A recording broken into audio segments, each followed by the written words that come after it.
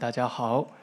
首先在这里很高兴，能够代表今天创古寺，然后欢迎大家用中文来致辞，然后简短的讲一番话。主要呢在很短的时间当中来介绍一下我们尊贵的创古仁波切。今天很难得，现在仁波切也在会场。其实时间也非常的短暂，刚刚这个主办单位也跟我说你只有5分钟，然后我刚跟英文翻译也说了一下，他说还好我们今天这个语言只准备了英文跟中文，等一下还有尼泊尔文哦。其实讲到仁波切的传记，我想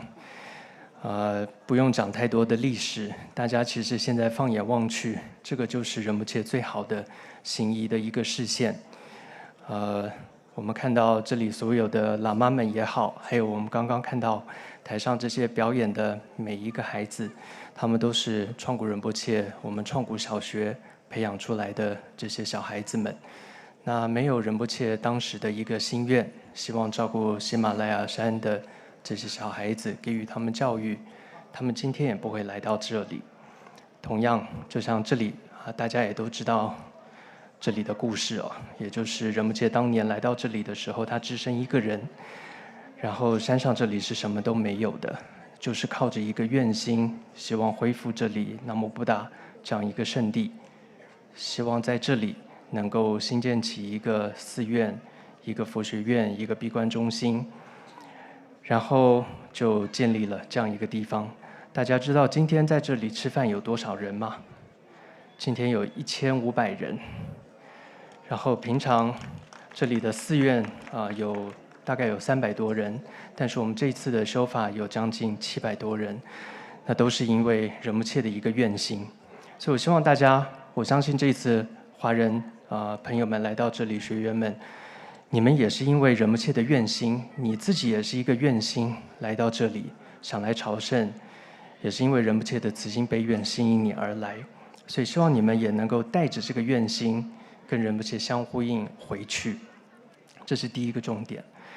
但是只有愿心不够，对不对？你这个愿心要持续下去。仁波切的这个愿心，他不就是来到这里，然后建了佛塔就离开了？没有，他持续下去，建了寺院之后还要维持寺院，还会遇到很多的问题，有这么多的僧众要照顾。所以第二个就是要实践，你必须不断的去实践。这种实践的过程就叫做修行。那这个修行就必须要以自身的不断的以身作则，不断的去实践这个菩萨行。所以在3天前，仁波切在授予这个堪布的这个证书，大家也在会场嘛。那授予堪布证书的时候，最重要，仁波切给新的这5位堪布4个字，长话短说4个字，仁波切就说：你们一定要以身作则。因为仁波切自己，他就是当时16世大宝法王授予他堪谦的头衔，授予他你要成为以后4大法子的老师。他当时就承担了当时最重要的4大法子的老师的这个责任，他就一直以身作则的不断的给予教学，所以他也给予了这5位堪布说：你们要以身作则。所以这个以身作则是非常重要的，传承才能延续下去。所以我们说愿心很重要，更重要是回去之后要以身作则，好吗？所以愿心还有实践的心。那最后一点我想跟大家分享的就是，我想30多年前仁波切来到这里的时候，是仁波切一个人创立了这样一个地方。当时仁波切也很年轻，能够说法。那我记得我自己在1997年来到这里的时候，当时寺院也不是很大，能够见到仁波切，在座也有很多。还记得那时候跟仁波切能够听法，仁波切一次讲法多久？1个半小时，还记得吗？有时候2个小时。时间快转，我们到疫情前吧，仁波切讲法那个时候在座也有一些，仁波切讲法多久？大概40分钟。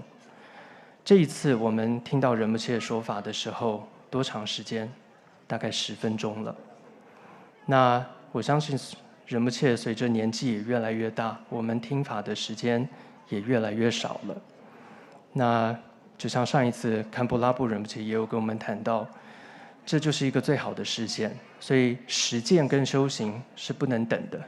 大家一定要好好把握时间，好好的修持。仁波切现在就是给我们一个最好的实现。但我相信听法不在时间的长短，不在于2个小时，不在于半小时，也不在于10分钟。仁波切相信，仁波切希望我们就算只听到10分钟，如果你能够把这些话放在心里的话，带回去好好实践，都会是非常好的。